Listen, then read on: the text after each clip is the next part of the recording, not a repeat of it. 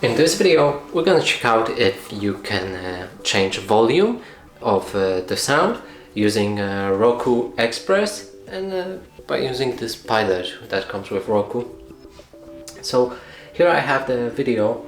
I'm actually gonna volume it down with a normal TV pilot, and we're gonna try to make it louder using the pilot and all possible keys.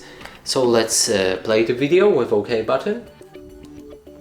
Don't know if you can hear it. Now let's try pressing some buttons. So this one doesn't work. This one speeds up video. This one makes it go backwards. This one resets video. Here as well. This one goes for audio track, which we can't change any. Here's rewind,